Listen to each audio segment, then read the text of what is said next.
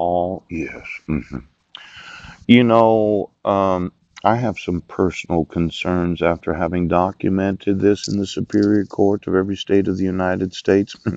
Get me the judges, pooch, and the Supreme Court justices. Yes. Get me the actual employees of every judicial system of the United States that says, no, he can't sue us. When I inform the Supreme Court justices of the state of Washington, yes, that my rights are being violated, and Barbara Madsen or Fairhurst or Mary You or you decide, well, we can't do anything. It seems to me that this Superior Court of this state, yes, has decided, or Supreme Court, that the Superior Court of Clallam County, pooch, oh,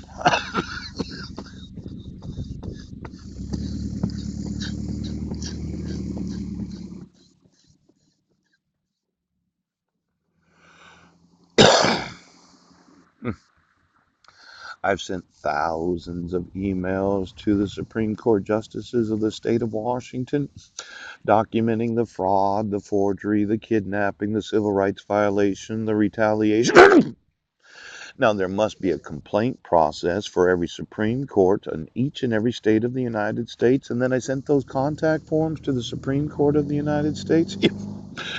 Now, I was thinking this morning that when I was going to college, yes, I was to speak to the actual class. And when I take the podium, I have quite an anointing depending upon the size of the audience.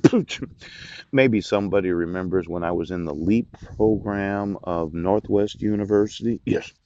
Well, there was a Dr. Woody Self, yes, when that was teaching a class, and I had to speak to the class. And when I grabbed that podium, my anointing told everybody shut the fuck up right now.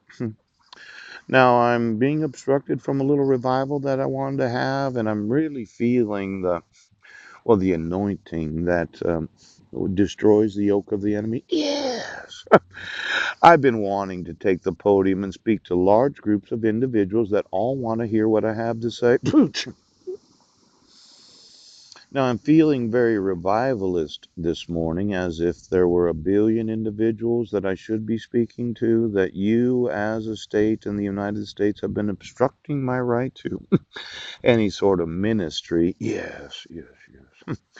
Now, when I was in that class, there was a guy that was installing gutters. His name was Mark Bonatti, and he happened to be in the Army. Yes, the Army that has no strength today because they don't defend the Constitution of this great nation.